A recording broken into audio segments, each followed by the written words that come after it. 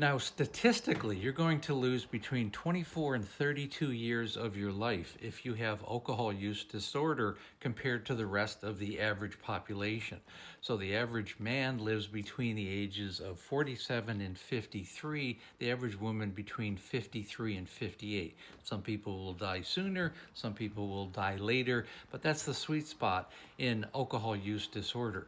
And now why do I say this? Because a big part of this page is about prevention and getting people help before they get to the denial, the deflection, and the gaslighting stage, before they've become chemically, physically, and emotionally dependent on alcohol. For so many, it's too late at that point. That's why it's so important for family members and for the alcoholic themselves to recognize that first, they have a problem, and second, they do something about it. You can't go anywhere if you're still in denial and you're deflecting and you're projecting, all your anger and frustration and anxiety and stress on other people. That's not going to help you as an alcoholic, and for so many people, it's literally a death sentence. So the first thing that has to happen from the alcoholic standpoint and from family members who are in that alcoholic's life is that they have to face denial and realize that they have a problem. If they have an understanding that they have an issue, next thing they have to do is act upon that. And that means could be a plethora of different things. There is no one straight, direct way to sobriety because everybody's situation is different and everybody has different tolerances and different abilities on how they're going to get help. Some people do, the standard way, which is if you have insurance, you want to go to a detox, a rehabilitation facility for 30 days. And then you need to do 90 meetings in 90 days in some kind of group therapy. And really, you need to do group therapy and maintain that for the rest of your life. And the reason why we talk about group therapy so much is because it's so important, okay, to be around other people who are trying to recover the same way you are. We become products of our environment. And if you're around an environment of people who are genuinely trying to recover from alcohol use disorder, your probability skyrockets that you will as well.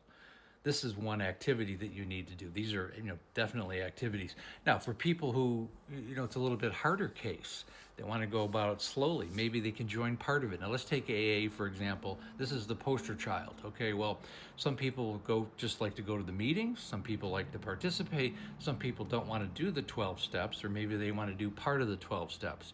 I say there's no right or wrong way. You need to do what works for you. As long as you're working on yourself on a daily basis, you have a real high probability that if you continue in its consistency, you will make it. Okay, but you need to be around this kind of support. Now, the heartbreaking part is when I have so many family members that ask me this question. My son, my daughter, my spouse, my parents, they've been drinking for decades or for however long, and they're in denial. They won't even admit that they have a problem, and it's so irrational because, they have cancer, they have cirrhosis, they have fatty liver, they've lost their job, they're homeless, and they're still drinking. It becomes their focal point. You have to understand something, that for the alcoholic, the alcohol has become their answer to whatever their core issue is, whatever their trauma was, whatever their repressed emotions were, whatever their anxiety, their depression, whatever that was, the alcohol has become the answer for that. And to take that away is like ripping off the scab off a wound. And you're going to have a very visceral, angry, sometimes violent reaction to people trying to take that away from them. And that person, quite frankly, is in big trouble if you have somebody in your life like that, because you have to realize the only person that can save the alcoholic is the alcoholic. And if family members have run out of resources and time and they're exhausted, there's not a whole lot else you can do. You're really just going to have to allow that person to live their best life as long as that they're still here. Maybe support them emotionally, but you don't want to get too involved in that situation because it will bring you down and cause unbelievable problems. And there's no point in 2 or 3 other people going down with somebody who has one single disease.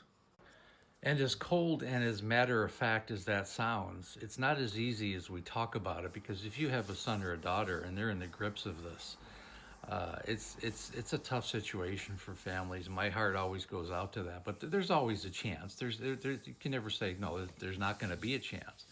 But that person really has to do the work. And quite frankly, in with my experience, the difference between people who survive and the people who do not are the ones that do the work. Okay, they show up every day, they maintain it through group therapy or through counseling, or they've been able to train themselves to avoid situations and people and things in their life that have been triggers for them historically. And it's so important to be able to train yourself because then that becomes your new identity as a non drinker. It takes time to get to that point, and there's no one set path for anybody.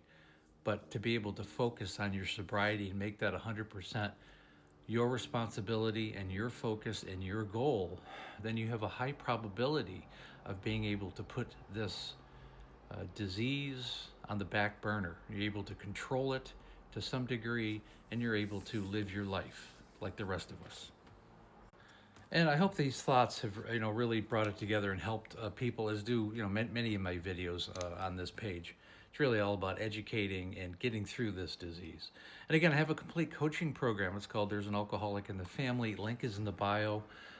We do about a 45-minute to an hour call. We do a deep dive into what's going on with you. I'm looking for people who want to change their lives and the lives of their family.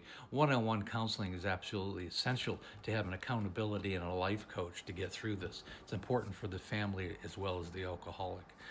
The call is free, the course definitely not. But I'm looking for people who want to change their lives forever. And again, thanks so much for listening.